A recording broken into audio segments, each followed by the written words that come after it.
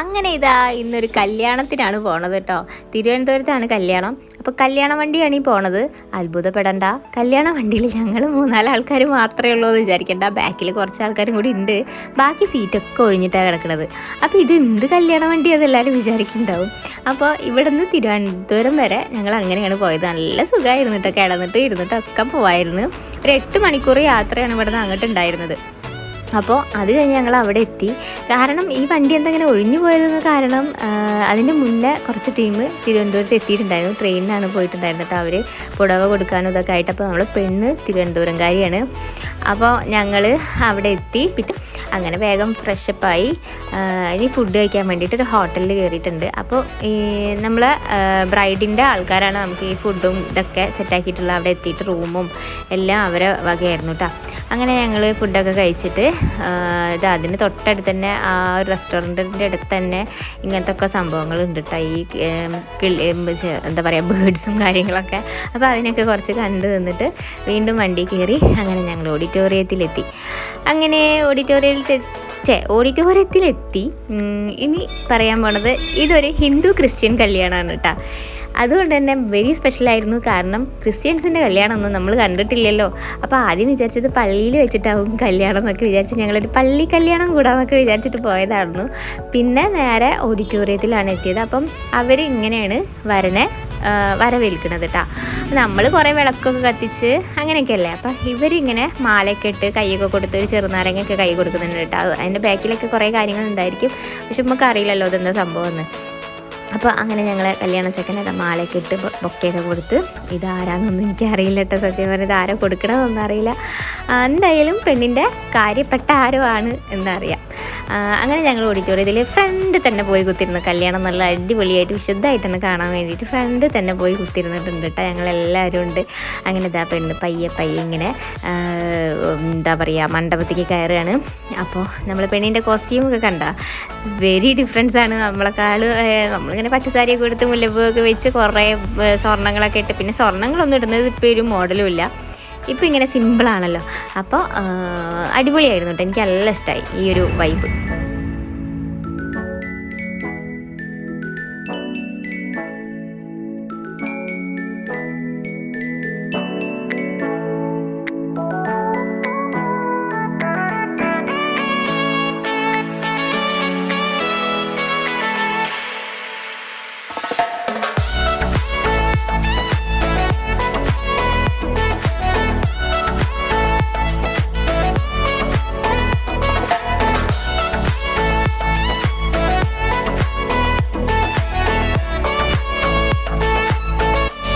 കെട്ട് കഴിഞ്ഞിട്ട് ഞങ്ങളിതാ സദ്യ കഴിക്കാൻ വേണ്ടി പോവുകയാണ്, ഫുഡ് കഴിക്കാൻ വേണ്ടി പോവുകയാണ്. അപ്പോൾ എല്ലാവരും കൂടി വേഗം ഓടിപ്പോയി ഇരുന്നു. അപ്പോൾ തിരുവനന്തപുരത്തെ സദ്യക്കൊരു പ്രത്യേകത ഉണ്ടെന്ന് പറഞ്ഞു കേട്ടിട്ടുണ്ട്. പിന്നെ അത് അനുഭവത്തിലുമായിട്ടാണ്. സദ്യ നല്ല അടിപൊളിയായിരുന്നു. ഇലയിൽ കുറേ വിഭവങ്ങളൊക്കെ ഉണ്ടായിരുന്നു. അതിൻ്റെ കൂട്ടത്തിൽ വീണ്ടും ഒരു ചെറുനാരങ്ങ ഉണ്ടായിരുന്നു. ഈ ചെറുനാരങ്ങ എന്തിനാണെന്ന് എനിക്ക് മനസ്സിലായില്ല. എന്തോ ക്രിസ്ത്യൻസിൻ്റെ ഇടയിൽ അല്ലെങ്കിൽ ഈ തിരുവനന്തപുരത്തുകാർക്ക് എന്തെങ്കിലും സ്പെഷ്യൽ ആയിരിക്കണം ഇത് ഞാൻ ചോദിച്ചറിഞ്ഞിട്ടില്ല കേട്ടോ. സംഭവം ഇനി നമ്മുടെ പെണ്ണിനെ കാണുമ്പോൾ ഒന്ന് ചോദിക്കണം. അപ്പോൾ അങ്ങനെ ഞങ്ങൾക്ക് ആദ്യം കുറച്ച് ചോറിട്ടന്നു. എന്നിട്ട് അതുമ്പോൾ കുറച്ച് പരിപ്പ് കറി ഇട്ടന്നു. അത് കഴിഞ്ഞതിനെക്കാട്ടി മുന്നേ വീണ്ടും ചോറും സാമ്പാറും ആയിട്ട് വന്നു. അത് കഴിഞ്ഞേക്കാളും മുന്നേ കുറച്ച് പായസം വിളമ്പാൻ വേണ്ടി വന്നു. അത് കഴിഞ്ഞ് പായസം കഴിച്ചിട്ട് നിൽക്കുമ്പോഴത്തേക്കും അത് കഴിഞ്ഞ് ഉടനെ തന്നെ അടുത്ത പായസം കൊണ്ട് വേറൊരു ടീം വന്നു. അത് കഴിഞ്ഞിട്ട് വീണ്ടും അടുത്ത പായസം കൊണ്ട് വേറൊരു ടീം വന്നു. പിന്നെ പോളിയും അത് നല്ല ടേസ്റ്റ് ഉണ്ടായിരുന്നു കേട്ടോ. പാൽപ്പായസത്തിൻ്റെ പോലെ നമ്മൾ ഗുരുവായൂരിലെ പാൽപ്പായസം ഒരു ടച്ചായിരുന്നു അത് കേട്ടോ.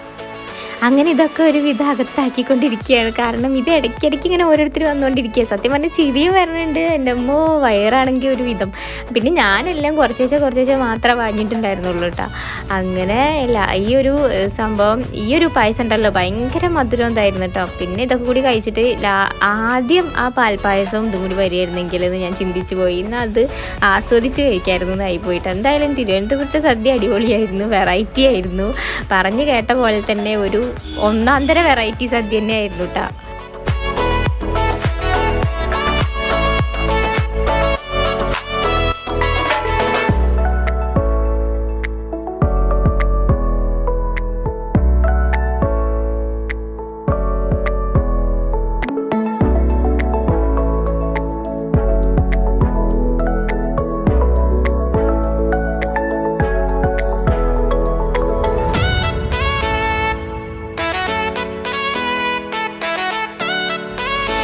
അങ്ങനെ തിരുവനന്തപുരം സദ്യ കഴിച്ചതിൻ്റെ എക്സ്പീരിയൻസ് ഒക്കെ എല്ലാവരും കൂടി പറഞ്ഞ് ചിരിച്ച് മതിർത്ത് വരികയാണ് ഞങ്ങളെല്ലാവരും കേട്ടോ. ഭയങ്കരമായിട്ട് എല്ലാവരും ക്ഷീണിച്ചിട്ടുണ്ടായിരുന്നു. അമ്മാതിരി ഒരു സദ്യ ആയിരുന്നു കേട്ടോ അത്. അങ്ങനെ ടേസ്റ്റി ആയിരുന്നു. പക്ഷേ എപ്പോഴും ഇങ്ങനെ ഓരോ ഫുഡ് ഇങ്ങനെ വന്നുകൊണ്ടിരുന്നിട്ട് നമുക്കൊരു ശ്വാസം വിടാൻ ടൈം കിട്ടിയിട്ടില്ല. അങ്ങനെ നിന്നുകൊണ്ടിരിക്കുകയായിരുന്നു കേട്ടോ. അങ്ങനെ ഞങ്ങൾ ഒന്നുകൂടി ഫ്രഷായി ചെക്കൻ്റെ റൂമുകൾ പോയി ഒന്ന് മാറ്റി പിടിച്ച് വന്നപ്പോഴത്തേക്കും പെണ്ണും റെഡി ആയിട്ടുണ്ടായിരുന്നു. അങ്ങനെ ഞങ്ങൾ പെണ്ണിനെയും കൂട്ടി ഞങ്ങൾ വീട്ടിലേക്ക് പോന്നു. അപ്പോൾ പോവാൻ വേണ്ടി നിൽക്കും. ഡ്രസ്സൊക്കെ പെണ്ണ് ചേഞ്ച് ചെയ്തിട്ടുണ്ടായിരുന്നു. പെണ്ണെന്ന് പറയുന്നതിനേക്കാളും നല്ലത് മിതു എന്ന് പറയുകയാണ്. ബ്രൈഡിൻ്റെ പേര് മിതു എന്നാണ് കേട്ടോ. അപ്പോൾ മിതു എന്നാണ് വിളിക്കുന്നത്. അപ്പം ഇതാ അവിടെ നിന്ന് ഇറങ്ങി അങ്ങനെ ഞങ്ങളെ വണ്ടി കയറി. ഇതായിരിക്കുന്നു ചെക്കൻ, അതായിരിക്കുന്നു പെണ്ണ്. അങ്ങനെ ഇവർ രണ്ടാളും വേറെ സ്ഥലങ്ങളിലായിരുന്നു ഇരുന്നുണ്ടായിരുന്നു. വേറെ സീറ്റുകളിലായിരുന്നു. അവരെ രണ്ടാളെയും കൂടി പിടിച്ചിട്ട് ഒരൊറ്റ സീറ്റ് കൊണ്ടുപോയി നിർത്തിയപ്പോൾ ഭയങ്കര സമാധാനമായിട്ടുണ്ടായിരുന്നു കേട്ടോ. പാവങ്ങളല്ലേ, കല്യാണം കഴിഞ്ഞിട്ടല്ലേ ഉള്ളൂ.